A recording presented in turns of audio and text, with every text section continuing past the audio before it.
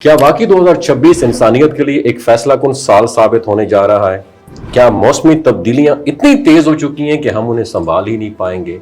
और क्या social media पर गर्दिश करने वाली प्रेडिक्शंस हकीकत के करीब हैं या ये सिर्फ खौफ बढ़ाने का एक सोर्स है?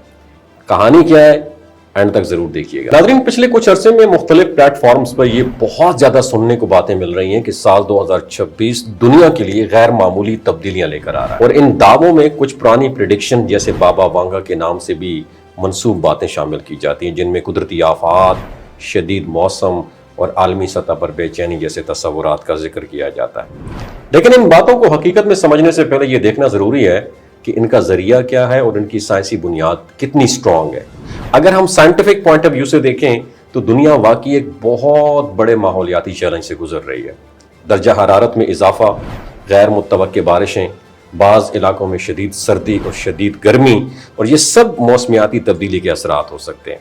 साइंसदान बार बार खबरदार कर रहे हैं कि अगर आलूदगी, जंगलात की कटाई और कुदरती वसाइल के बेदरेग इस्तेमाल को ना रोका गया तो आने वाले सालों में मसाइल बढ़ सकते हैं।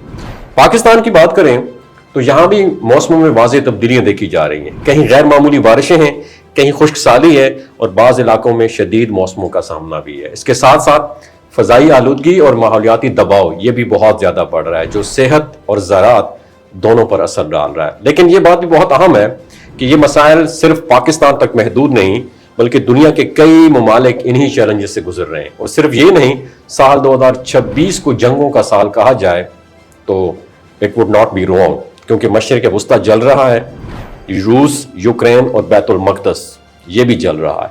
बाबा वांगा ने आखिरी वक्त के बारे में खबरदार किया था कि जंगें दुनिया को अपनी लपेट में ले लेंगी। अब सवाल ये है, क्या हम सिर्फ इन खबरों और प्रेडिक्शन को सुनकर खौफजदा हो जाएं या हकीकत समझकर कुछ प्रैक्टिकल इनिशिएटिव भी लें? क्या हमने अपने माहौल की हिफाजत के लिए कुछ किया है, जैसे दरख्त उगाना, पानी का दुरुस्त इस्तेमाल या आलूदगी को कम करने की कोशिशें? क्या जंगें अब इस दुनिया का मुकद्दर हैं?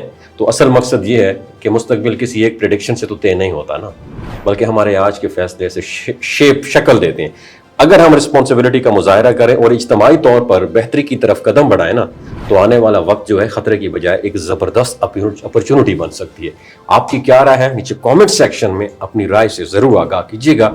अपना ख्याल रखिएगा। पाकिस्तान जिंदाबाद। अब सवाल ये है, क्या हम सिर्फ इन खबरों और प्रेडिक्शन को सुनकर खौफजदा हो जाएं या हकीकत समझकर कुछ प्रैक्टिकल इनिशिएटिव भी लें? क्या हमने अपने माहौल की हिफाजत के लिए कुछ किया है, जैसे दरख्त उगाना, पानी का दुरुस्त इस्तेमाल या आलूदगी को कम करने की कोशिशें? क्या जंगें अब इस दुनिया का मुकद्दर हैं?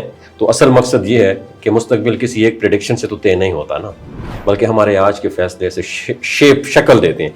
अगर हम रिस्पॉन्सिबिलिटी का मुजाहरा करें और इज्तमाही तौर पर बेहतरी की तरफ कदम बढ़ाएं ना, तो आने वाला वक्त जो है खतरे की बजाय एक ज़बरदस्त अपॉर्चुनिटी बन सकती है।